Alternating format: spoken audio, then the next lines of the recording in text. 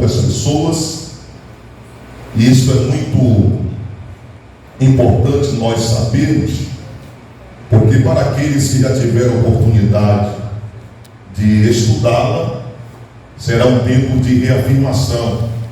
Para aqueles que ainda não tiveram a oportunidade de estudá-la, vai ser um tempo de iniciação deste conteúdo e, portanto, vai exigir de nós uma atenção mais redobrada, tá? Todos conseguem enxergar aqui em cima? Então, a angelologia é o tratado acerca dos anjos, é o estudo, a doutrina sobre os seres angelicais. O grande teólogo liberal suíço, por nome de Karl Barth, no seu tratado relacionado à dogmática da igreja, ele vai trazer para nós justamente a necessidade desse despertamento, quando nós nos referimos ao tratamento da doutrina da criação ou da existência dos anjos. No primeiro momento, ele considera que esta doutrina ou este tratado, ele é um dos tratados mais notáveis, não é? Dentro do contexto da teologia, é um dos tratados ou uma das doutrinas mais notáveis. No outro extremo, mesmo considerando que esta doutrina seja considerada como dentre elas uma das mais notáveis, ele enxergou que exatamente também ela trata-se de uma das doutrinas mais difíceis. Parece um paradoxo nós pensarmos desta maneira, mas esta contribuição que Karl Barth ele nos apresenta de forma introdutória é para nos fazer pensar de forma bem concreta que nós, enquanto seres humanos, temos por natureza uma resistência àquilo que se refere como sendo o sobrenatural. E é por essa razão que, muito embora seja a doutrina dos anjos, dentre as doutrinas a mais notável ou fascinante, ela também se apresenta como sendo difícil, exatamente por esse distanciamento do ser natural para com aquilo que é sobrenatural. E nós caminharemos com o intuito de nós nos apropriarmos, não é? Com clareza a respeito desse grande acontecimento que se realizou em um tempo na história.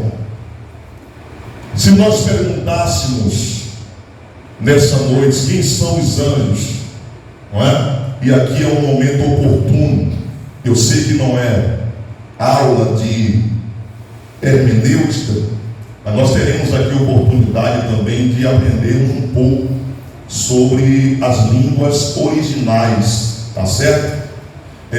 Quando nós trazemos aqui a pergunta para a nossa parte inicial da aula, quando surge a pergunta, quem são os anjos? Nós precisamos conceituar.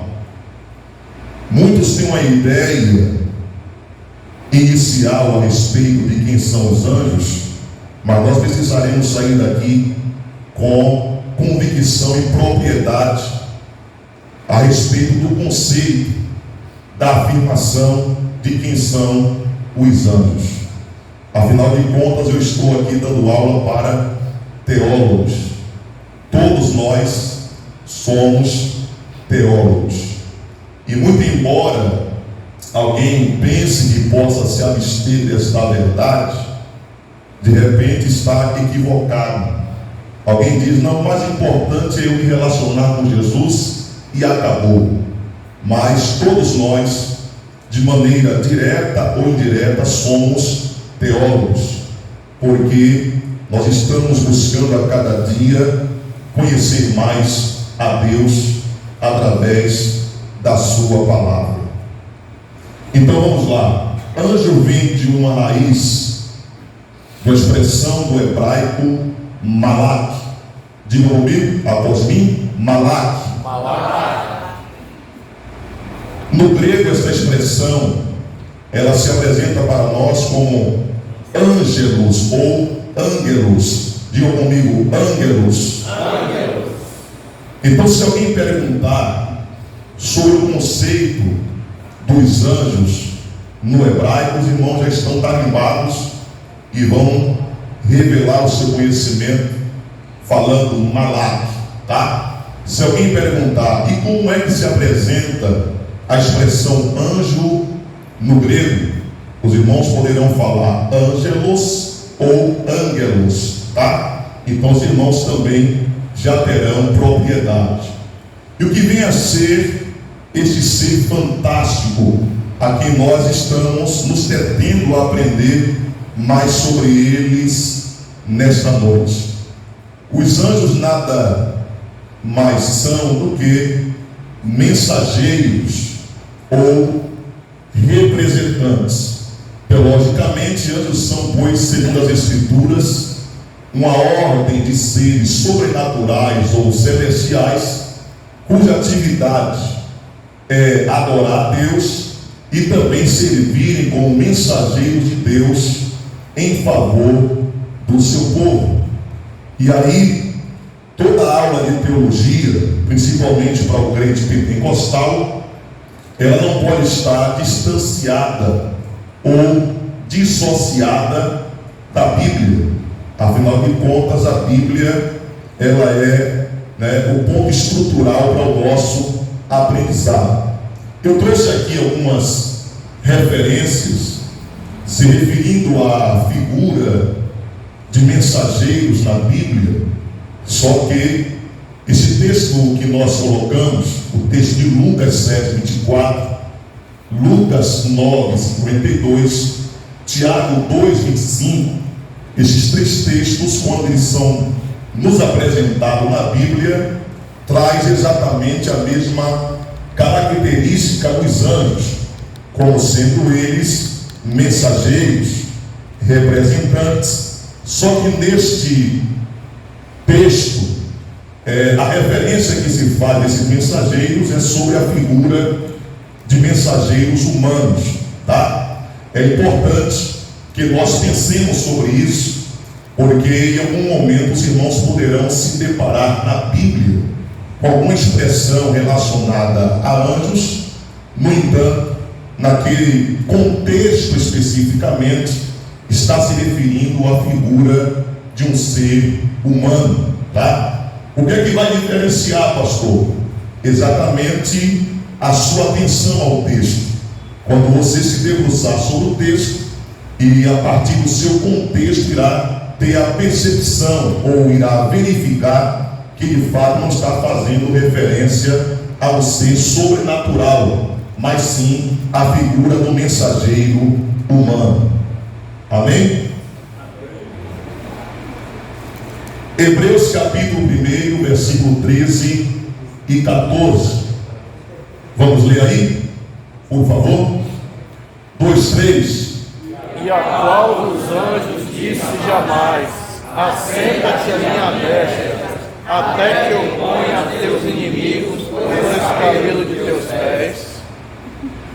Não são porventura todos eles espíritos ministradores, enviados para servir a favor daqueles que hão de herdar a salvação? Vejam, este texto aí de Hebreus capítulo 1, versículo de número 13 e 14, ele precisa ser considerado por nós como um ponto central da nossa exposição. A ideia, todas as vezes que nós estamos estudando sobre determinado ser ou determinada classificação, é justamente conduzir ou remeter todo e qualquer olhar à figura central da Bíblia Sagrada. Quem é a figura central da Bíblia? Jesus. Quem? Jesus. Foi fraco quem? Jesus. Precisamos falar isso com muita certeza, né? Com muita convicção. Jesus Ele é o centro. Todos nós nos recordamos quando o apóstolo Paulo, falando a respeito dele, a expressão do apóstolo foi a seguinte: eu nada me propus, não é, saber entre vós que não fosse o Cristo e o Cristo crucificado. Então veja que na predisposição teológica do apóstolo Paulo, em todo momento ele sempre desejou apresentar aquele que é o centro de todas as coisas. E quem é o centro? O Senhor Jesus.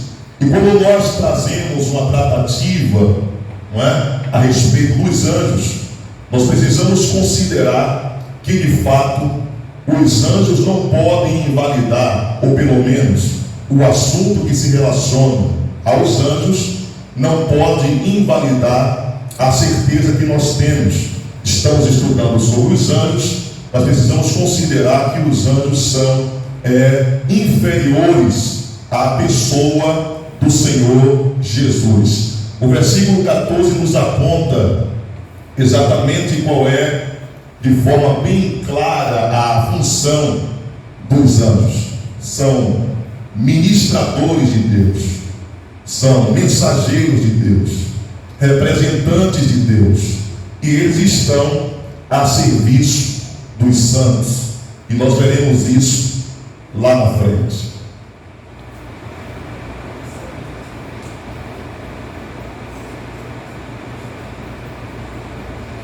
Vamos lá, a existência dos anjos. A existência dos anjos. Alguém, em certo momento, já deva ter criado na sua mente um ponto de interrogação, se referindo à figura dos anjos em detrimento aos outros demais seres da criação de Deus. Os anjos, eles são seres criados, e por serem seres criados, esses seres, eles estão em total rendição e abnegação ao Deus Todo-Poderoso. O versículo de número 20 e 21 diz: bendizei ao Senhor todos os seus anjos, vós que excedeis em força, que guardai os seus mandamentos, obedecendo a voz da sua palavra. Bendizei ao Senhor todos os seus exércitos, vós ministros seus, que executais o seu beneplácito. Salmo 103, versículo 20 e 21. Então vejam que à primeira vista, a proposta da criação dos anjos foi exatamente para bendizer ao Senhor.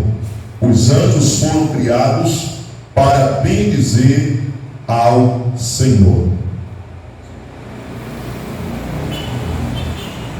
Antes de nós avançarmos, nós iremos considerar o momento em que esses anjos foram criados, não é? O momento em que esses anjos foram criados.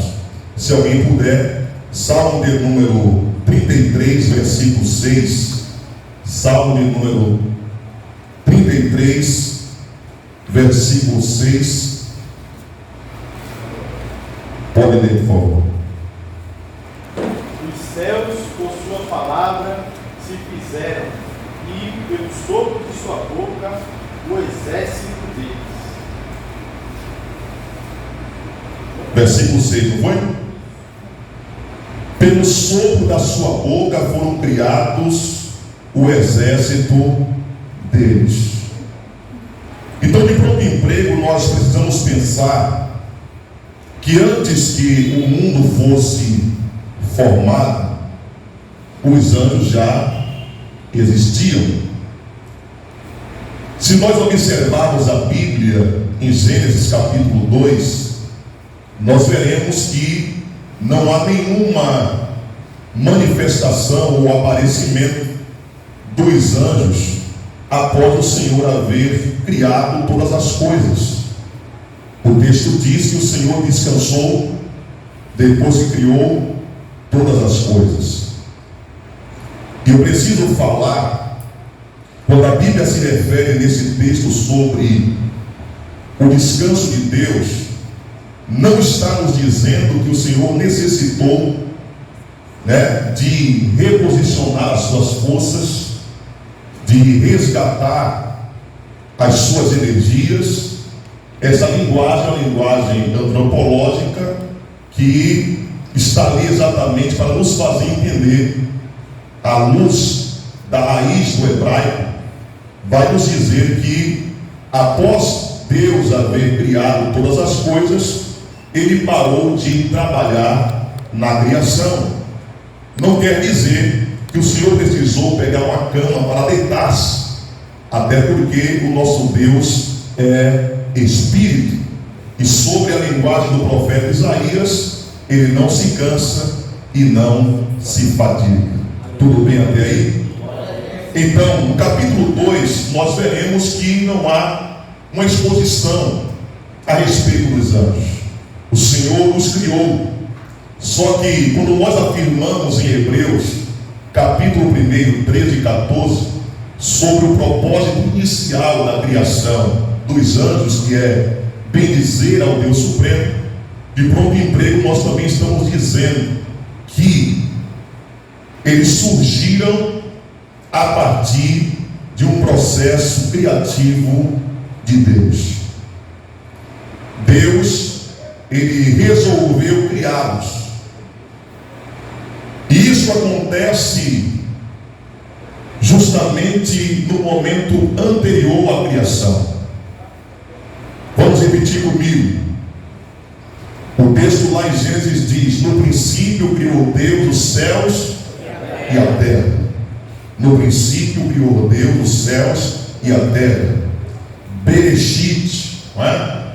Bereshit, no princípio. Bará, criou. Chamaim, céus. No princípio criou Deus os céus. Então Deus havia criado os céus. Só que todo o ajuntamento celestial, o Senhor também já havia se imbuído de organizar como seria o processo de adoração lá em cima. Isso aqui precisa ser tratado com muita clareza, e nós precisamos ter esta convicção para que quando formos inquiridos a respeito do surgimento ou da manifestação dos anjos, nós precisaremos pensar que eles foram criados antes que o mundo existisse. E como é que eles surgiram?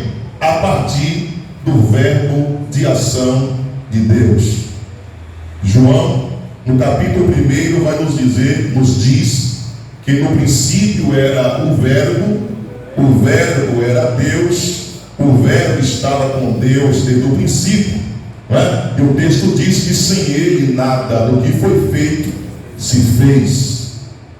Colossenses capítulo 1, 16 e 17 diz que todas as coisas subsistem por ele. Todas as coisas subsistem por ele. Então, os anjos surgiram a partir daquilo que nós lemos no Salmo 33, versículo 6, a partir do sopro de Deus.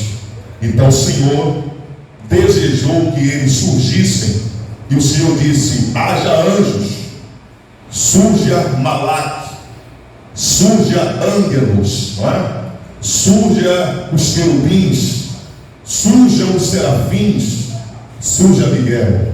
E nós iremos estudar a respeito deles mais adiante.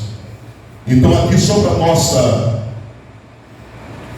convicção maior, as razões da existência dos anjos, já falei, para bendizer ao Senhor, para cumprir suas ordens em relação ao que ocorre no mundo, existindo toda e qualquer missão que seja de ortóloga dos anjos, o Senhor determinando, eles têm que cumprir.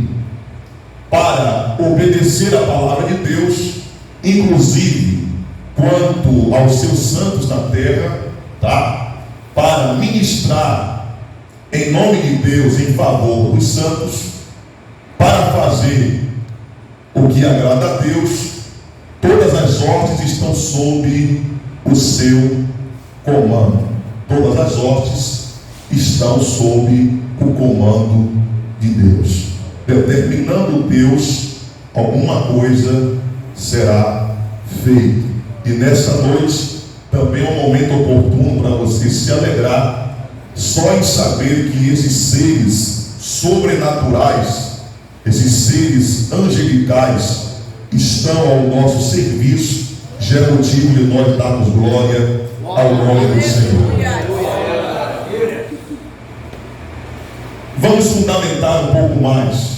Nós já falamos sobre isso, não é? Mas nós leremos o texto, porque nele foram criadas todas as coisas que há nos céus, na terra, visíveis e invisíveis, sejam tronos, sejam dominações, sejam principados, sejam potestades. Tudo foi criado por ele e para ele. Eis aí a razão pela qual os anjos foram criados, tá certo? Os anjos foram criados, e é interessante nós pensarmos também que o fato deles serem criados não os consideram como seres eternos, porque o único ser eterno é o Deus Supremo. Por que, pastor? Por que, professor? Porque Deus é incriado. Deus é incriado. Deus é autoexistente, e por essa razão ele é eterno. Os anjos, eles não são eternos, e nós vamos avançar sobre isso lá na frente.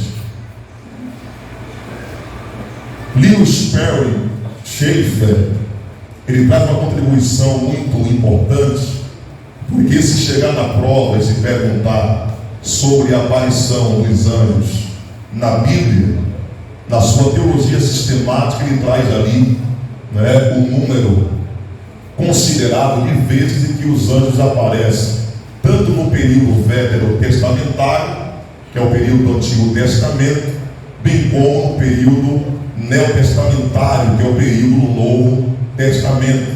Então, os seres celestiais, os anjos, são mencionados nas Escrituras 108 vezes no Antigo Testamento e 165 vezes no Novo Testamento. E nós nesta noite temos razão para estudar sobre isso. Pois não? Uma dúvida, ali tem, né? Foram criados, por esta razão não são eternos. Os anjos não são eternos?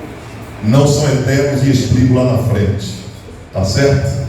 Vamos caminhar. A crença na existência e doutrina dos anjos está fundamentada na Bíblia Sagrada. Se isso não fosse verdade, não faria sentido, não é? Os senhores ou as senhoras, depois de um dia exaustivo de trabalho, perseguindo o propósito de aprender mais sobre os assuntos do céu, estarem aqui. Se a Bíblia não tivesse fundamentação para este conteúdo, não faria sentido nós estarmos aqui.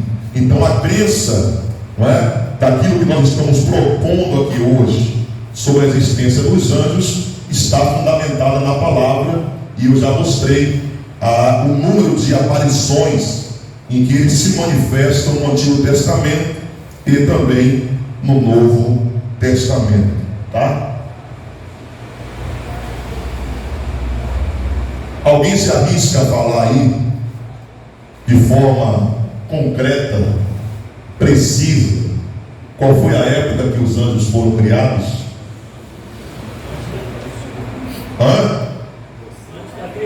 Antes da criação. Mas exatamente em que tempo? Não é? Nós não podemos especular o que a Bíblia não diz. E se a Bíblia não diz, nós não podemos e não temos autonomia para especulações. O que nós sabemos é que eles foram criados antes do mundo, não é? Então, isso já nos é suficiente, mas a data certinha, concreta, a Bíblia não nos apresenta, e por essa razão nós não podemos especular. Mas há um texto em Jó 38, versículo 4 ao 7, que eu gostaria que os irmãos lessem juntamente aí, por favor. 2, 3, vamos lá?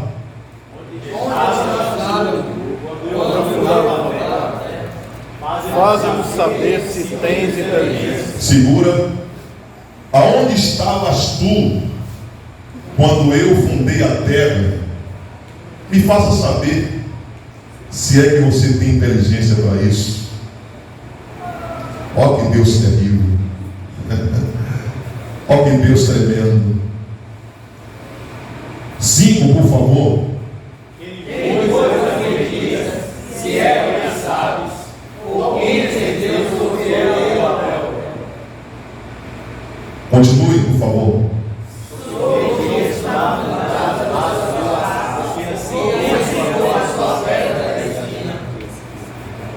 Sete.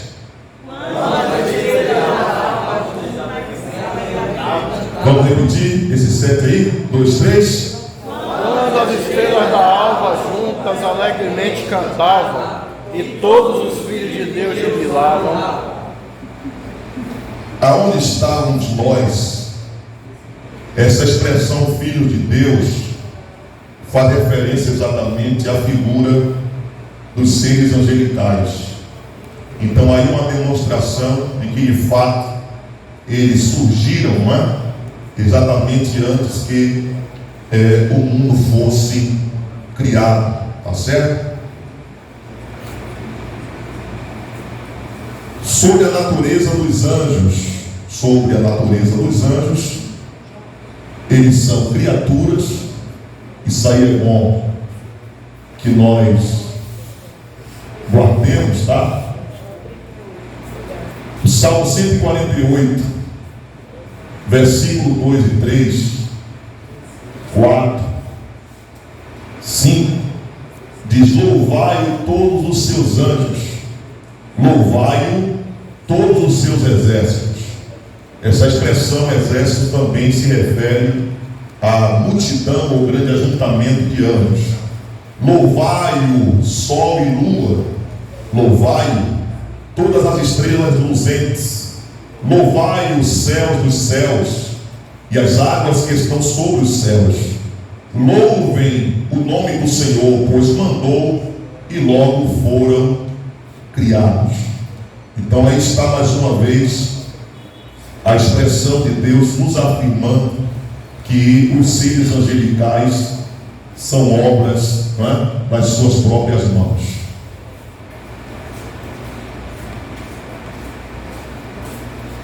Pastor, Pois não? é só para salientar, porque o senhor falou sobre acerca dos filhos de Deus, na questão de Jó 2, que simboliza os anjos, né? Sim. Mas só para que os irmãos também não venham confundir, que lá em Gênesis capítulo 6, fala sobre que os filhos dos homens conheceram as filhas, para os irmãos não confundir e achar que também foi os anjos aí. Os filhos dos homens, né? Para não confundir e achar que é os anjos aí que conheceram, porque existem estudos aí. Mas nós vamos estudar aqui que os anjos são assexuados, né? Então não há possibilidade do anjo descer e dizer: gostei de ti, vamos orar. Já pensou o anjo descendo e se afeiçoando por alguma irmã? Os anjos são seres assexuados. E outro detalhe, nós iremos estudar: os anjos são espírito. Então não tem condições de se relacionar com um ser material, tá bom? Sobre a natureza dos anjos, aqui eu trago uma contribuição, muito embora seja uma escola calvinista, mas nós precisamos, como teólogos, ter a convicção do nosso credo, da nossa confissão de fé, até porque distintos teólogos que professam um outro segmento diferente do nosso, teologicamente falando. Eles trouxeram grandes contribuições para tudo que nós temos hoje, não é? Se referindo aí à estrutura teológica que nós estamos a estudar. O Catecismo Maior de Westminster traz uma contribuição, fazendo aqui um panorama geral sobre a figura desse ser sobrenatural, fantástico e emblemático que nós estamos estudando. Deus criou os anjos com espíritos imortais, santos, excelentes em conhecimento, grandes em poder, para executar os seus mandamentos, tá? E louvarem seu nome, todavia sujeitos a mudança. De pronto emprego, se alguém se perguntar a respeito daquilo que falei inicialmente, mas pastor, foi falado que os anjos não são eternos. Obrigado. E aqui está trazendo a contribuição falando sobre a sua imortalidade. E lá na frente explicarei para os queridos sobre a corporeidade dos anjos. Vamos lá? São incorpóreos fisicamente. Isto quer dizer que são seres espirituais. Pastor, só com licença. O senhor vai mandar esse material para o grupo? Sim. Me parece, cadê a irmã Cléo? Quer falar com ele agora sobre o material? Pode falar.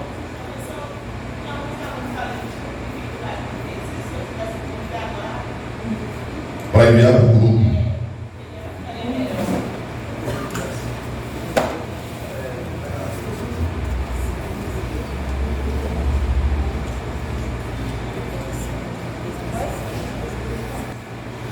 Vamos lá, Hebreus 1,14, nós já lemos esse texto, mas trata novamente sobre a figura deles enquanto seres, não é? Espirituais.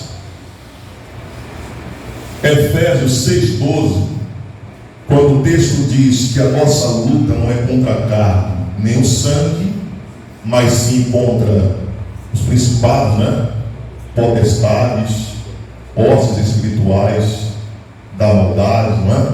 Então, mesmo trazendo a classificação aqui sobre esses anjos que são anjos maus, nós estudaremos sobre eles, mas nós já temos clareza que trata-se de seres espirituais. A nossa luta não é contra a carne nem o sangue, falando da humanidade, mas é contra os principados, potestades, hostes, né? Contra os dominadores.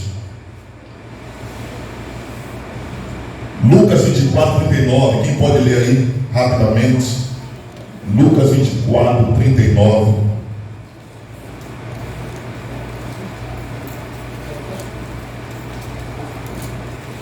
Só para nós fundamentarmos um pouco mais, esse texto faz alusão exatamente ao ser que não possui carne, né? Nem osso. Pode ler. Vede as minhas mãos e os meus pés, e sou eu mesmo. Apalpai, verificai, porque o meu espírito não tem carne nem ossos, como vedes que eu vi. É sempre bom nós discorrermos o assunto e irmos fundamentando. Isso dará aos irmãos clareza sobre o que está estudando e dará também possibilidade de afirmação quando forem inquiridos, tá? Então esse texto é conhecido de todos que são amantes da palavra e faz referência à figura do próprio Senhor Jesus, quando apareceu e trouxe ali um terror, né, ao seu discípulo, e ele pensou que estava diante de um espírito, de um fantasma, né? Mas ali era exatamente o próprio Senhor. Colossenses 1,16, nós já falamos, vamos avançar aqui. Não possui alma, não possui alma, não é? Deus criou todos os anjos como espíritos imortais, santos, excelentes em conhecimento, grandes em poder, para executar seus mandamentos, louvar o seu nome, todavia sujeitos à mudança. Parece que duplicou aí. Não possui alma. Pronto. Aqui está o monograma. O anjo, ele não tem alma, né? E por isso não tem a mesma essência rica do homem. O versículo que nós lemos traz esta clareza, tá? Como é um corpo imaterial, ele não tem carne e nem possui ossos. Como é um ser a quem a Bíblia considera como um corpo espiritual, esses seres são imortais, invisíveis, sujeitos a mudanças. E essas mudanças, não sei se dará tempo nós tratarmos até que iniciemos a introdução de antropologia, falando exatamente sobre as suas aparições. Quanto à sua imortalidade, vamos lá? Lucas 20, 35 e 36. Quem pode ler? Vamos lá? Mas os que forem havidos por digno de alcançar o mundo vindouro e a ressurreição dentre os mortos, nem hão de casar, nem ser dados em casamento, porque já não podem mais morrer, pois são iguais aos anjos e são filhos de Deus, sendo filhos da ressurreição. Veja que essa expressão, ela se apresenta em resposta também à figura, o grupo dos saduceus que não criam, não é, na ressurreição. E esse texto traz para nós uma clareza relacionada à pessoa que viveu na terra, morreu, e quando morre, não tem mais possibilidade de voltar a viver a mesma vida que viveu enquanto estava vivendo de forma humana sobre a terra. Se torna um ser tal como os anjos, são iguais aos anjos, filhos de Deus, e sendo também filhos da própria ressurreição da última hora.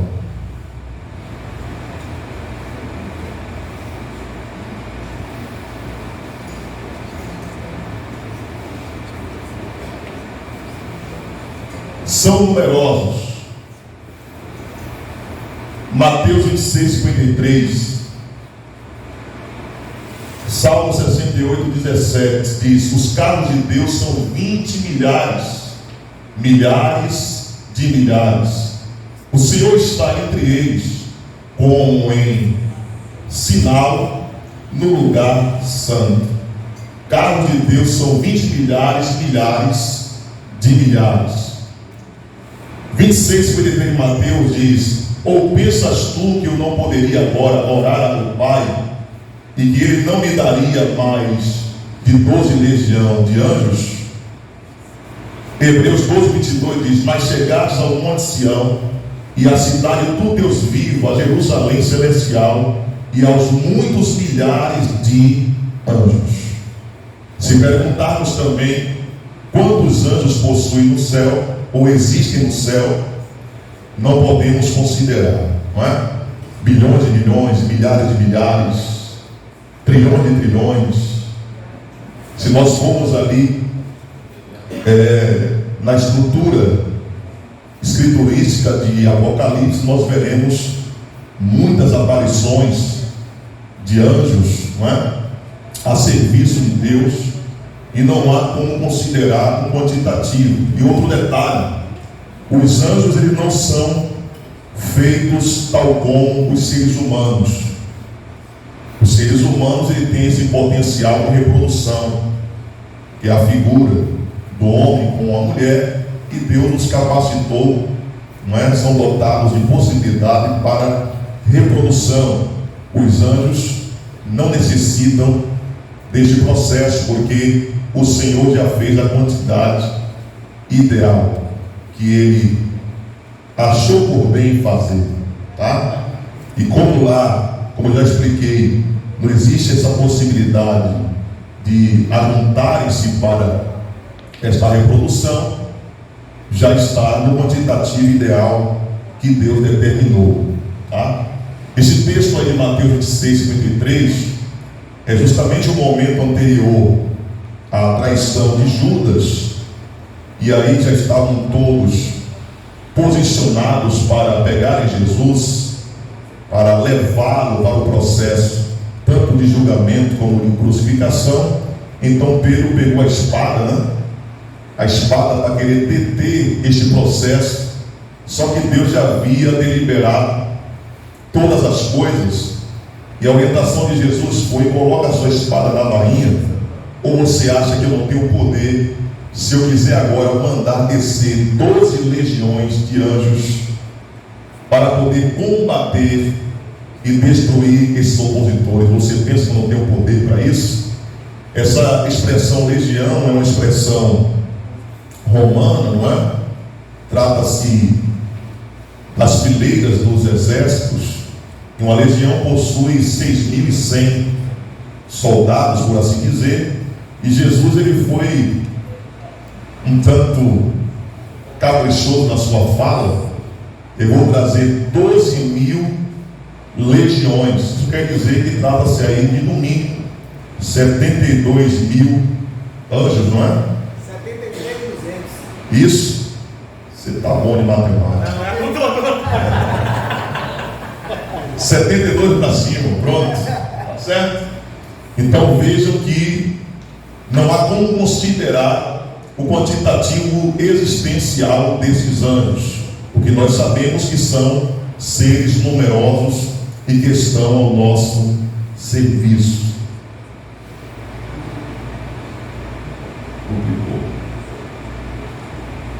Ainda falando sobre o seu quantitativo, o Dr. Arnold Clemens, erudito bíblico, ele vai dizer que quão vasto é o número deles, somente o sabe aquele cujo nome é Jeová Sabaote, o Senhor dos Exércitos. Apocalipse 5:11 diz: milhões de milhões e milhares de milhares. Então, se alguém perguntar quantos anjos tem no céu, rapaz, não sei não. Eu só sei que é um número que eu não consigo nem calcular. É incalculável, tá certo?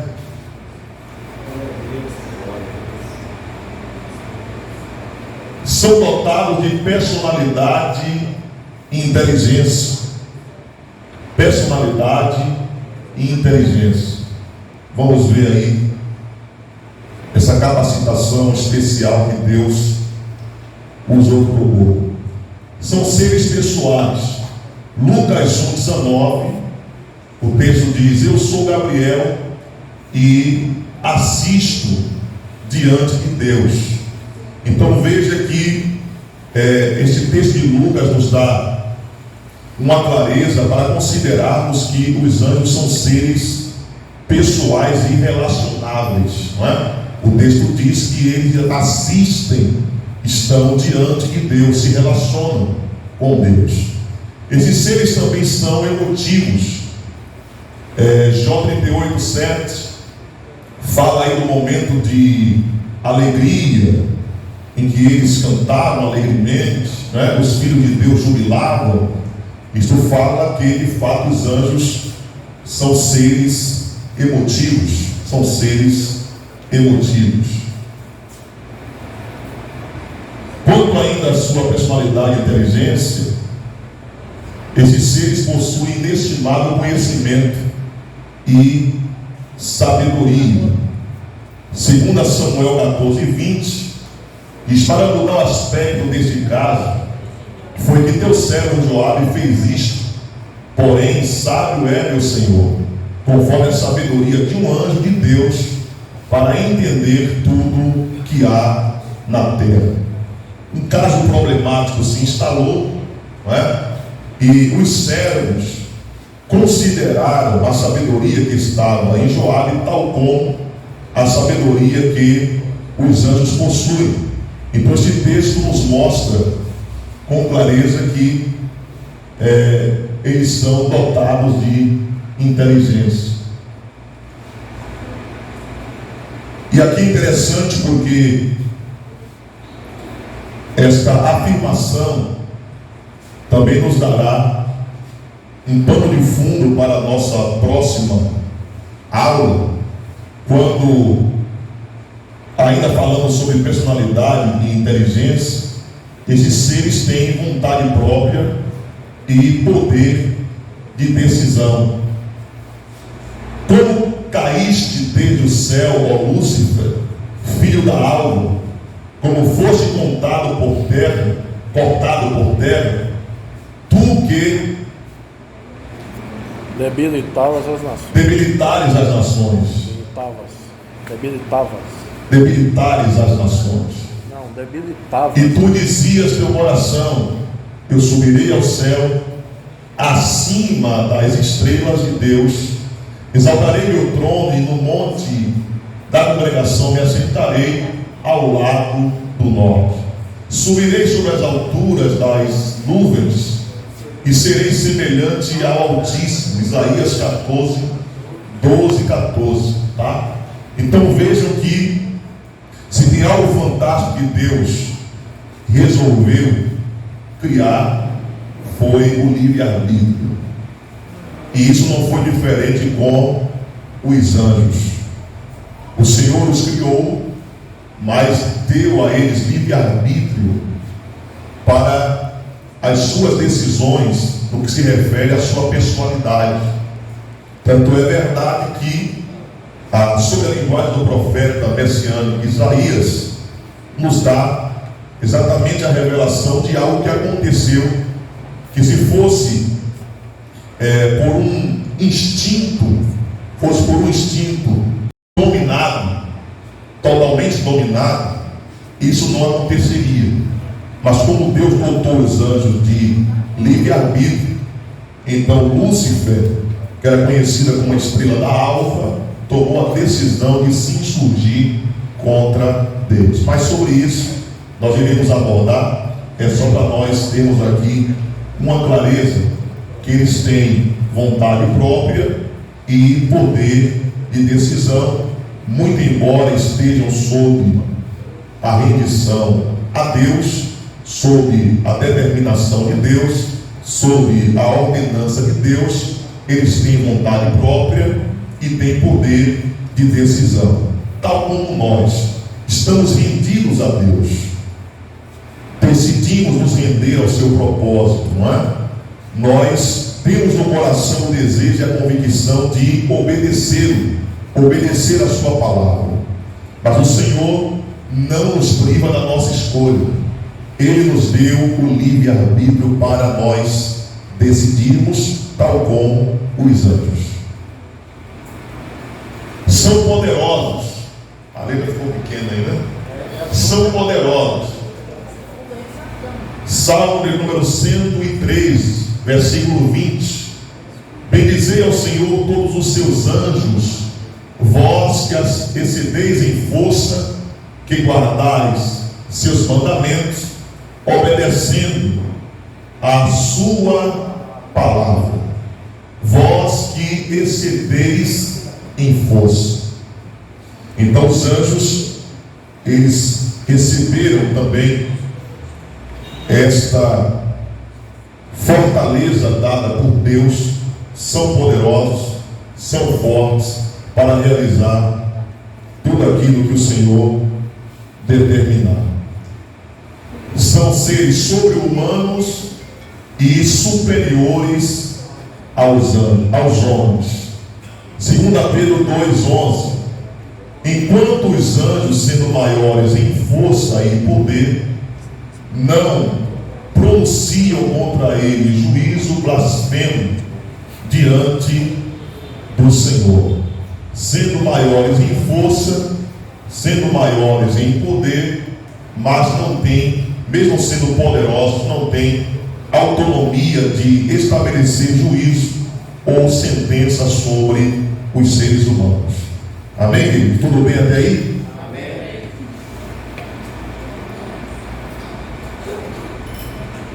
Alguns textos aqui, de algumas aparições deles no período do Antigo Testamento, nós introduzimos falando do quantitativo, mas aqui alguns textos também que nos mostram, né? Numa única noite, um só anjo destruiu 185.000 soldados do exército orgulhoso da Síria. Só um. Será que ele é poderoso mesmo? Só um destruiu 185.000 homens do exército orgulhoso e também poderoso da Síria, não é? Daniel foi colocado e confortado pelo anjo que lhe apareceu. Mais uma aparição no Antigo Testamento, Daniel 10, 12, 13. Esse primeiro texto está em Reis e em Crônicas, que eu acabei esquecendo de colocar ali. 2 Samuel 24:15. Um anjo destruiu 70.000 pessoas em Israel em 3 dias. Um só anjo destruiu 70.000 pessoas em Israel em 3 dias. Nesse caso aí, foi um caso, não é, que foi contra a nação de Israel, por uma questão de desobediência. No Novo Testamento, nós vemos ali o aparecimento dos anjos em muitos momentos. Atos 5, 19 e 20, quando Pedro e João estavam presos, e todos nós conhecemos o texto, não é? Os anjos apareceram para libertá-los. Apocalipse 21:3 nos mostra que eles terão um papel fundamental no tempo da futura prisão de Satanás. Mateus 28:2 mostra-nos quando da ressurreição de Jesus, em que também eles apareceram, tá? Vamos avançar aqui para a categoria ou classificação dos anjos, categoria ou classificação dos anjos, tá? Todos eles estão explicitados na Bíblia, como eu falei, a fundamentação está na palavra de Deus, e nós temos aqui a figura de 3 anjos: Miguel, Gabriel, Satanás, não é? E nós falaremos a respeito deles. São seres espirituais criados, dotados de apurado juízo moral e alta inteligência, pois pouco menor o fizeste que os anjos, e de glória e de honra o coroaste, tá? Seres criados, novamente aqui há uma contribuição falando da sua inteligência, seres criados em que exercem determinadas funções. Aqui é só a categoria dos anjos, tá? Miguel, nós vamos aprender lá na frente que só existe um, diferente dos distintos anjos. A figura do Gabriel também nós vamos apresentar aqui para os irmãos agora.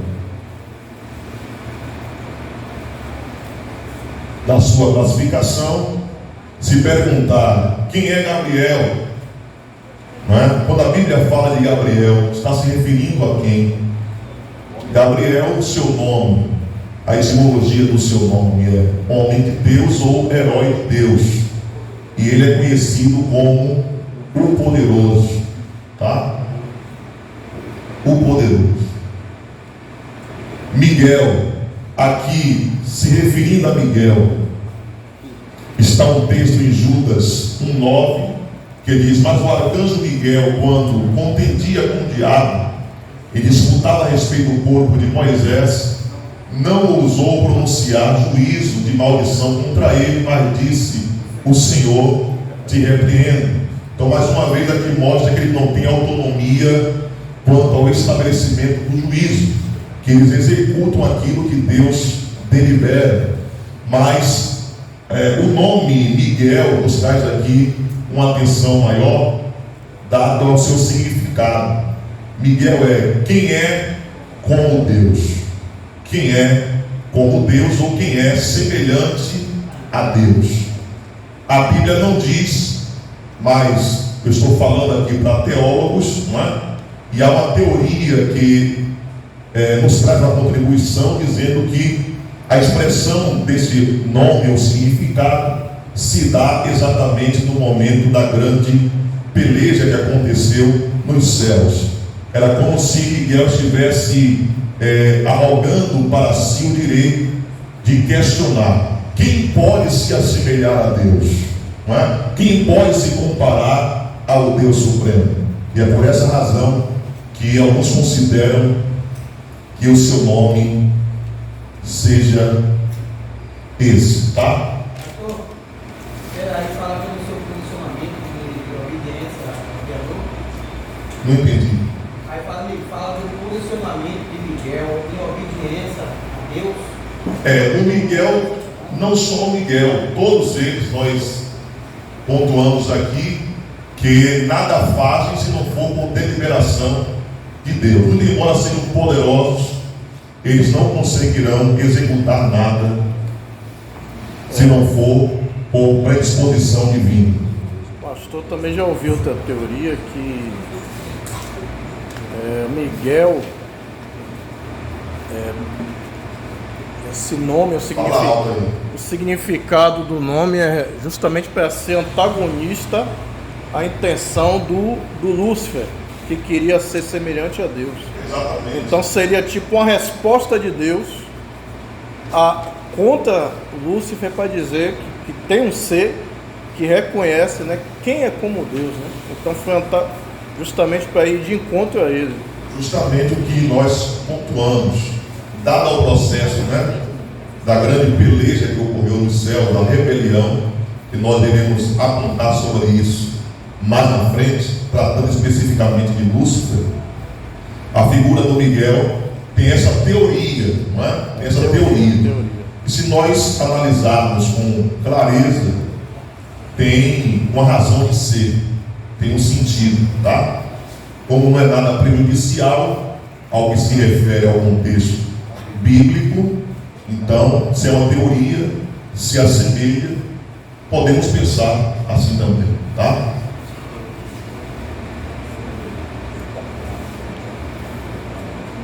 O arcanjo vem de uma raiz grega, arcângelos, que significa o anjo principal. Então cada um tem a sua especificidade, cada um tem a sua atividade, a sua missão a ser cumprida, tá?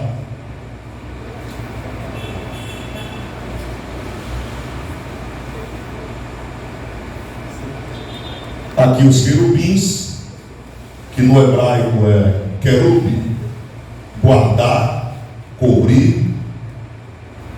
Há um texto em Êxodo 25, 20, fiz questão de pontuá-lo aqui: bendizer, louvar, adorar. Os querubins estão diretamente ligados à santidade de Deus e à sua adoração. Querube, não é? Querubins, guardar, cobrir. Este ser está diretamente ligado à santidade de Deus. Se nós nos recordarmos um pouco do que está escrito ali em Êxodo 25, versículo 20, diz que os querubins estenderão as suas asas por cima, cobrindo com elas o propiciatório, as faces deles, uma, não é, de frente à outra, tá? As faces dos querubins, rapaz, estarão voltadas para o propiciatório, uma voltada a face para a outra, e ambos os dois estarão voltados para o propiciatório.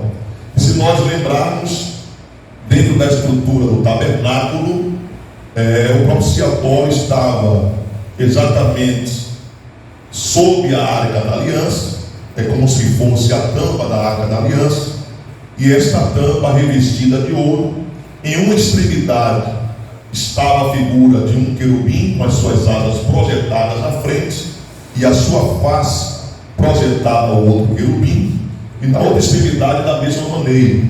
E qual era a função tipologicamente dos querubins? Eu disse aos irmãos que a função direta deles é guardar, cobrir, proteger, não é? A santidade de Deus.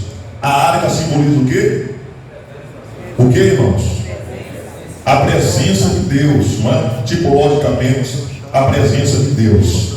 Os querubins estavam ali projetados exatamente com a missão direta de salvaguardar a justiça de Deus. A justiça de Deus. Os irmãos lembram que está escrito em 1 João, e parece no capítulo 2, Jesus declarou dizendo: filhinhos, não pequeis, mas se pecardes, tendes um advogado junto ao Pai. Ele é a propiciação ou o propiciatório dos seus pecados. O propiciatório é justamente tornar propício. Propiciar é ter a oportunidade de ser substituído.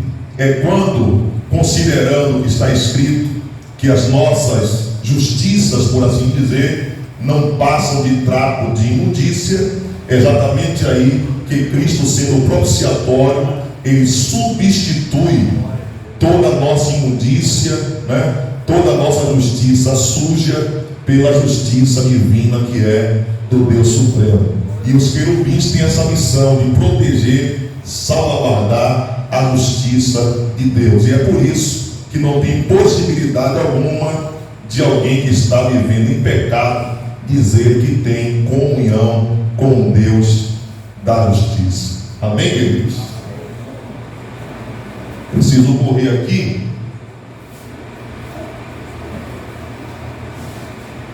Serafins. Se você pegar a Bíblia, toda ela, não é, de capa a capa, vocês só encontrarão essa expressão serafins no livro de Isaías, capítulo 6, versículo 2 a 7. Todos nós conhecemos esse texto, que é muito extraordinário, né?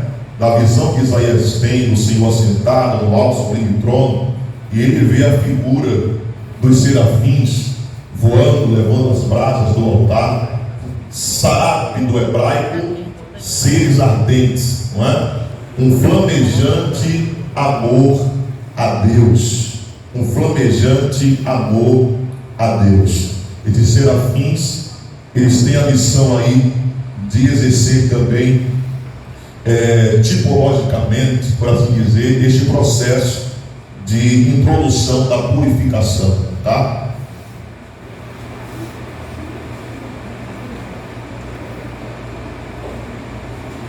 Quanto ao caráter dos anjos, e aqui é bastante didática essa parte, como eu falei na exposição, aqui em tom de reafirmação, porque esse assunto, como disse aos queridos, ele é, de certa forma, um tanto redundante, porque nós temos que tratar de cada aspecto relacionado a esses seres sobrenaturais. Eles são obedientes, está escrito em Mateus 6,10, né? Ele cumpre seus encargos sem reclamar. Muito embora tenham o livre-arbítrio, mas aqueles que decidiram obedecer, eles cumprem sem reclamar, porque sabem, né, a quem estão servindo e obedecendo. Mateus 6,10, naquela oração que todos nós conhecemos de cor e salteado, que é a oração do Pai Nosso, o texto diz: seja feita a tua vontade, assim na terra como é feita onde? Aonde? No céu. Então, exatamente isso. Esta expressão, seja feita a tua vontade na terra, assim como é feita no céu, é porque, falando Deus lá a respeito de algum negócio, os anjos obedecem. E se os anjos obedecem, nós também precisamos obedecer, tá? São seres reverentes, Neemias 9:6. Sua atividade mais elevada é adorar a Deus. Só tu és Senhor, tu fizeste o céu dos céus e todo o seu exército, isso se referindo exatamente aos anjos, a terra e tudo quanto nela há, os mares e tudo quanto neles há, e tu os guardas com vida a todos, e o exército dos céus te adora. Este texto é tremendo, né, irmãos? Este texto é forte, e nós vemos aqui a manifestação daquilo que acontece no céu. Nos constrange a cada dia a seguirmos o mesmo modelo de abnegação, de entrega, de rendição, de obediência ao Senhor. Eles são sábios, e aqui eu trago a contribuição do teólogo Meir Biran. Ele disse que a capacidade intelectual de um anjo é vastíssima em relação a nós. Uma só imagem na mente angelical contempla mais detalhes do que uma vida toda de estudos poderia proporcionar aqui. Olha que coisa. Você pode passar a vida toda estudando aqui sobre determinados distintos assuntos, mas a sua capacidade cognitiva não terá como se assemelhar à capacidade dos anjos, que são extremamente inteligentes. Olha o que ele diz: uma só imagem de um anjo, né, invalida todo um tempo de vida, de estudo nosso aqui na terra. Mas graças a Deus que somos seres humanos, né, irmãos? São mansos. 2 Pedro 2,11. A gente já passou por esse texto, mas se aplica a esse contexto de mansidão. Enquanto os anjos são maiores em força e poder, não pronunciam contra eles juízo blasfemo diante do Senhor. Então aqui só uma manifestação da mansidão dos anjos para com a sua relação pessoal com Deus e com os homens. Quanto ainda ao seu caráter, eles são santos, não é? Eles são santos. Também este beberá do vinho da ira de Deus, que se deitou não misturado no cálice da sua ira, e será atormentado com fogo e enxofre diante dos santos anjos e diante do Cordeiro. Este texto mostra ali na parte final justamente sobre o caráter destes seres, que são seres santos. É bom que os irmãos, quando receberem esse material, tenham aí uma predisposição para guardar essas classificações, porque certamente pode aparecer na prova, tá bom? Quanto ao caráter, quanto às classificações, é importante que os irmãos se detenham. E aí nós finalizamos. Nós falaríamos aqui de forma introdutória sobre os anjos maus, mas nós organizamos exatamente para a parte segunda, né? Para o segundo momento. Nós, nesse primeiro encontro, fizemos a primeira abordagem sobre os anjos bons. No segundo momento, que na próxima quinta-feira, nós ainda iremos concluir algum tópico, e iniciaremos a parte que se refere exatamente aos anjos maus, tá? Então vou mandar o conteúdo hoje, vou mandar o livro, e os irmãos têm aí a semana toda para poder ler alguma coisa, para que na próxima quinta-feira estejamos todos aqui com mais vontade do que hoje. Eu louvo a Deus pela vida dos irmãos, pela vontade, pela entrega, até porque nós somos o melhor polo da Esteateb aqui em Salvador. Você pode dizer amém? Amém. Nós estamos perseverando e isso é muito bom. Nós temos aqui poucas evasões e exatamente revela a virtude de Deus que está em nós, porque o céu não é para aqueles que retrocedem, o céu é para aqueles que perseveram. Então nós continuaremos perseverando.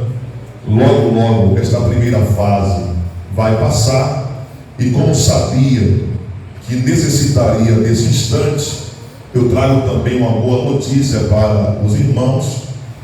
Todos nós temos conhecimento que a nossa igreja na Bahia adquiriu um imóvel, e este imóvel servirá de plataforma para uma faculdade teológica, não é?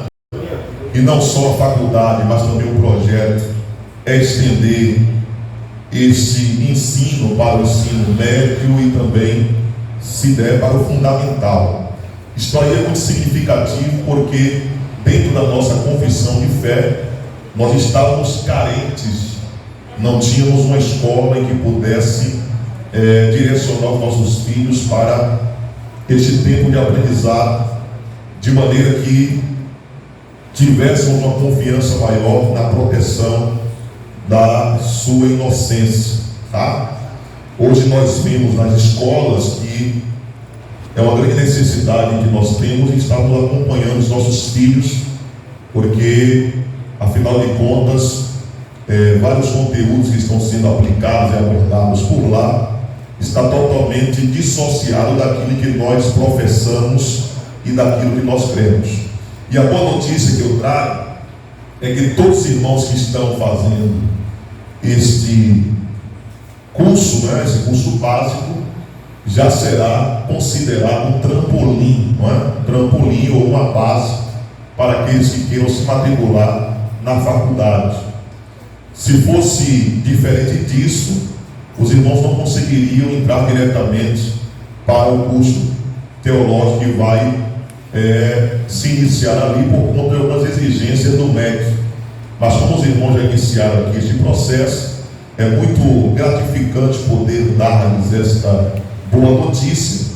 Aqueles que quiserem aprender um pouco mais terão aí a oportunidade de ingressarem lá na faculdade, e eu tenho certeza que será um tempo maior de crescimento espiritual. Amém, irmãos? Amém. Estão aí analisando os credenciamentos e também as alianças que precisam ser feitas, organizando a parte documental, e logo nós teremos aí a notícia concreta do início dos trabalhos na nossa faculdade teológica, que vai ser uma grande bênção. Amém, irmãos? Amém. Você está feliz com Jesus por essa notícia? Amém. Vamos ficar de pé.